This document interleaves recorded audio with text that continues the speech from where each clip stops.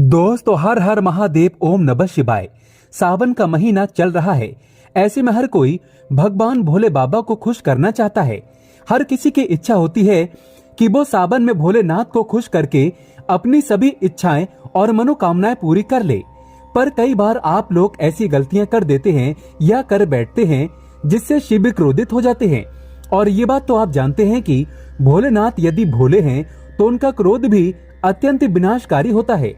दोस्तों इसलिए अगर आपने या आपके घर में किसी ने व्रत रखा है या आप सावन को पूरे विधि विधान से पूरा करना चाहते हैं तो आज के इस वीडियो में जो बातें बताई गई हैं उनको ध्यान पूर्वक सुन के समझ ले। दोस्तों सावन में कई ऐसे काम होते हैं जिनको करना वर्जित माना गया है। दोस्तों अगर भोले बाबा की कृपा हो जाए तो काल भी आपका कुछ नहीं कर पाएगा, क्योंकि कालों के भी काल है महाकाल। इसलिए अगर आप भी महादेव की कृपा पाना चाहते हैं तो सच्चे दिल से कमेंट बॉक्स में लिखें हर हर महादेव ओम नमः शिवाय और एक लाइक जरूर कर दें। दोस्तों सावन सोमवार व्रत में क्या खाएं क्या नहीं खाएं, सावन में लहसुन प्याज खाएं या नहीं, व्रत में नमक खाएं या नहीं, कौन सी गलती नहीं करनी चाहिए, पति पत्नी को दूरी क्यों बनाना चाहिए और कौन से रंग के कपड़े नहीं पहनना चाहिए, ऐसी कौन सी गलतियां हैं जिसे सावन के दौरान हमें भूलकर भी नहीं करना चाहिए। साथ ही सावन के इस पवित्र महीने में कितने सोमवार पड़ेंगे और सावन की समाप्ति कब है, आइए जानते हैं सब कुछ इस वीडियो में। दोस्तों सावन का महीना कोई मामूली महीना नहीं होता है। ये महीना साक्षात एक ऐसे प्रेम की सौगात लेकर आता है जो कि भक्तों को बड़ी बेसब्री से इंतजार रहता है। सावन का महीना इतना पवित्र होता है जिसका आप अंदाजा भी नहीं लगा सकते।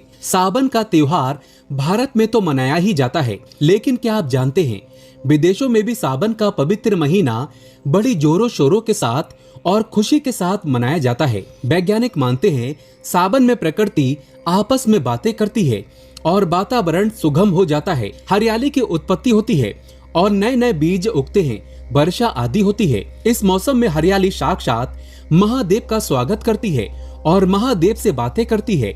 आपको बता दें शास्त्रों में सावन सोमवार का व्रत जो भी महिला या पुरुष करते हैं तो वो व्यक्ति भगवान भोलेनाथ का सर्वाधिक प्रिय हो जाता है। ऐसे व्यक्ति को भगवान भोले बाबा अपनी शरण में ले लेते हैं। दोस्तों सावन में कावड़ यात्रा का क्या कहना। शास्त्रों के अनुसार माना जाता है कि सबसे पहली कावड़ यात्रा भगवान परशुराम ने भगवान शिव के समर्पित अपने कांधे पर उठाई थी और तभी से भगवान शिव को प्रसन्न करने के लिए कावड़ यात्रा की जाती है। दोस्तों लेकिन क्या आप जानते हैं सावन में 10 ऐसे नियम हैं जो आपको जानना बहुत ही आवश्यक है। अगर इन नियमों का पालन अगर आप अपने जीवन में नहीं करते हैं तो आपको भगवान शिव के क्रोध का सामना करना पड़ सकता है। आपका पूरा परिवार गरीबी, निर्धनता और बर्बादी का सामना कर सकता है।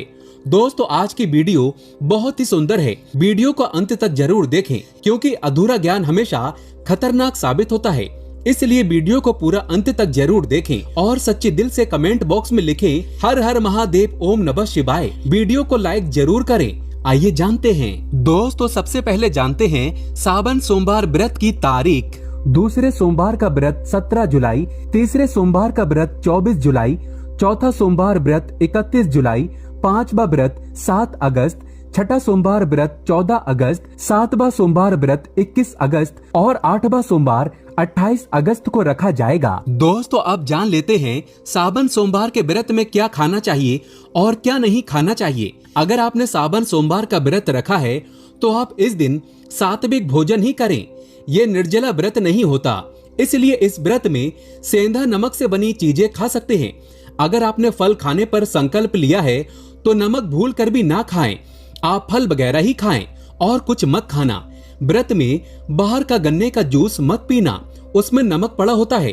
बाहर का जूस भी मत पीना, उनके बर्तनों में भी नमक पड़ा होता है और वो नमक आपके मुंह तक जाएगा तो आपका व्रत खंडित हो जाएगा। व्रत में डब्बा बंद जूस नहीं पीना चाहिए, उसमें कई केमिकल पड़े होते हैं जिससे व्रत टूट जाता है। दोस्तों सावन में कई बार शुक्रवार का दिन पड़ जाता है तो खट्टा भूल कर भी मत खाना, क्योंकि माता संतोषी इस दौरान जागृत अवस्था में हो जाती है, वो रुष्ट हो जाएंगी। इस दिन आप पानी पूरी, इमली की चटनी वगैरह, खट्टे फल वगैरह जाने अनजाने में भी मत खाना, क्योंकि इससे माता संतोषी क्रोधित हो जाएंगी। एक बार माता संतोषी रुष्ट हो गयी तो आपको जिंदगी भर कष्ट भोगना पड़ेगा। माता रानी भोली हैं, पर सावन के महीने में जो भी शुक्रवार के दिन खट्टा खाता है उसे परेशानी और माता के क्रोध का सामना करना ही पड़ता है। सावन में साधारण नमक फलों पर लगाकर या अमरूद के बीच में भरकर भूल कर भी नहीं खाना चाहिए। आप सेंधा नमक फलों पर लगाकर खा सकते हैं। सावन के व्रत में चाय आप पी सकते हैं, लेकिन चाय में नमक मत डालना, इससे हड्डियां गल जाती हैं। सावन के व्रत में दूध नहीं पीना चाहिए, इससे भगवान शिव क्रोधित हो जाते हैं। सावन में हल्दी मिलाकर दूध पीने से भयंकर श्राप लगता है। सावन में बच्चों को दूध पी लेना चाहिए, पर घर में बड़ों को दूध नहीं पीना चाहिए। यदि सावन का व्रत अगर आपने मीठा रखा है तो आप खीर पराठा या दही पराठा खा सकते हैं। आप चाहें तो सेंधा नमक से बने आलू के पकवान खा सकते हैं। आलू की सब्जी कुट्टू के आटे की रोटी के साथ खा सकते हैं, लेकिन आटा ध्यान से देख लें, पुराने आटे में कीड़े पड़ जाते हैं, जिससे आपका व्रत खंडित हो सकता है। व्रतधारी को सावन सोमवार के व्रत में आटा, बेसन, मैदा, सत्तू, अन्न और अनाज का सेवन नहीं करना चाहिए। इसके अलावा अन्य किसी भी व्यक्ति को मांस, मदिरा, लहसुन, प्याज इत्यादि का भी सेवन नहीं करना चाहिए। वहीं व्रत रखने वाले व्यक्ति को धनिया पाउडर, मिर्ची पाउडर, सादा नमक का सेवन भूल कर भी नहीं करना चाहिए। सावन में चाहे आपका व्रत हो या ना हो, किसी भी व्यक्ति को कड़ी पकौड़ा नहीं खाना चाहिए। और वहीं पत्तेदार सब्जियां, पालक, मेथी, लाल भाजी, बथुआ, पत्ता गोभी जैसी सब्जियां या साग सब्जियां भूल कर भी नहीं खाना चाहिए। ये जहर के समान मानी जाती हैं। इसमें कीड़े आ जाते हैं, सांप, बिच्छू वगैरह आ जाते हैं। और जो भी व्यक्ति सावन में बैगन की सब्जी खाता है उस व्यक्ति को घोर पाप लग जाता है। इसी कारण लोग द्वादशी और चतुर्दशी पर बैगन नहीं खाते।